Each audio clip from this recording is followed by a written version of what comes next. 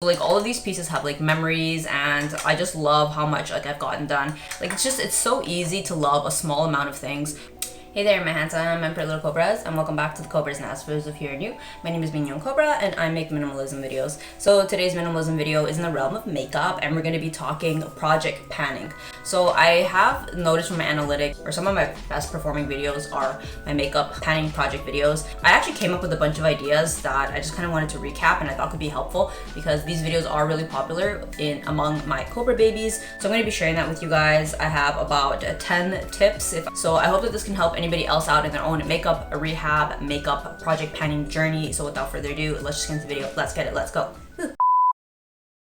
Okay, so number one, something that was phenomenal tip that helped me out a lot was to use one color from multiple areas. So the two things that I can think of that just are like bang on is using like one color and just using that for everything. So for me, it was this blush. I would use it as an eyeshadow. I would use it for my lipstick and then also for my blush. And then I also used my contour for like everything. So I'll show you the contour that I used. So I had like my contour. So I would like contour in here, contour like either eyeshadow if I wasn't wearing the blush, contour in here, I would just use these products for multiple purpose over and over and over again, as opposed to having multiple products. Just have like the one product that serves multiple functions. That's something that really helped me a lot. Okay, and number two, be aware that it's a consumable good.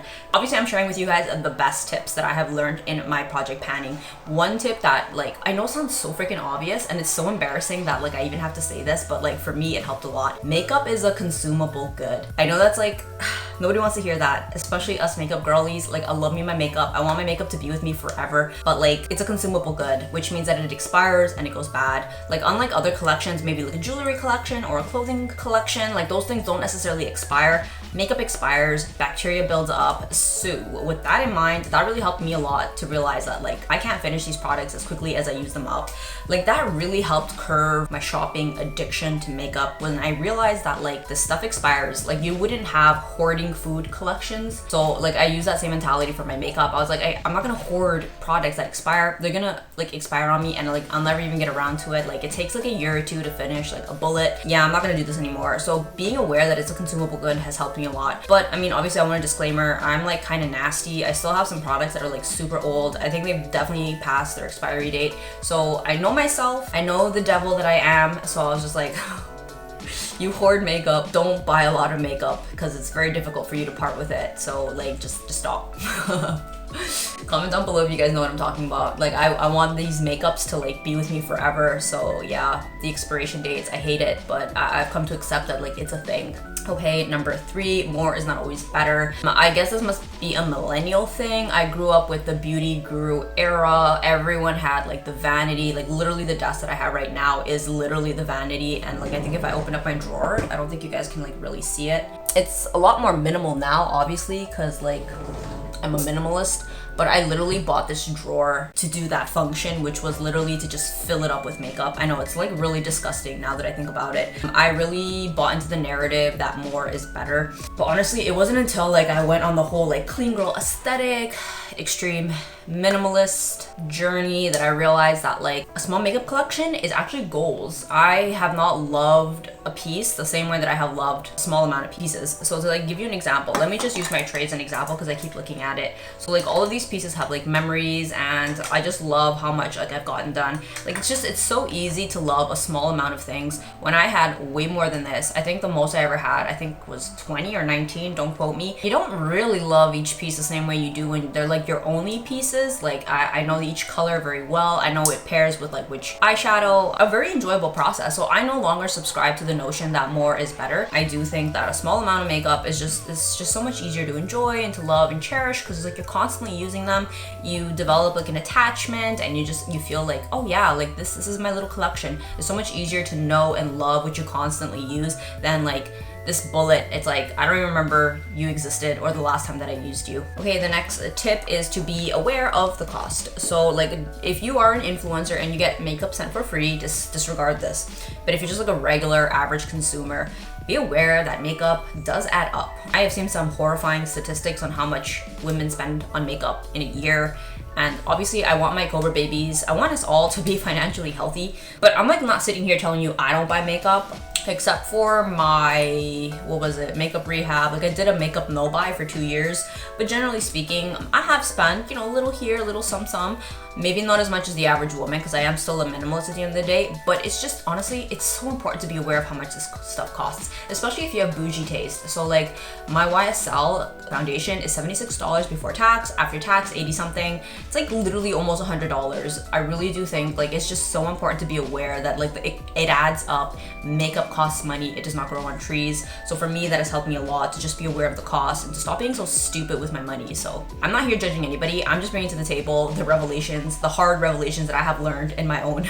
Let me share the dumb things that I've done, so hopefully it could help somebody else out. Okay, the next one is you only have one face. I don't know who needed to hear that, but that really helped me a lot. I don't know what I was thinking. I remember there was one point in my project panning, I started putting it like foundation on my legs. Like I had so much foundation. I was super obsessed with BB cream, but like when I started project panning, I was like, I realized like I did a calculation and I remember it was gonna take me 3 years to finish up all of my products. I was like, I can never buy anything again until 3 years are done. Like what? So I tried speeding up the process by like putting it on my legs too. If you are blessed and you live in a Western society, I like to think that there's an abundance that you probably have access to quite a bit of makeup. Obviously, I don't want to be like too general with the statement, but my point being is like you really only have one face. You really don't need that much makeup. That's something that has really freed me a lot, especially when I started doing like the more clean girl aesthetic. Like you really don't need that much product on your face to look pretty. I used to do some pretty heavy makeup looks and I kind of look like a clown now that I go back and look at it. I'm not here shaming anybody. If you love yourself like a snatch, like a cake face, like girl, do you. Like I'm not here shaming anybody.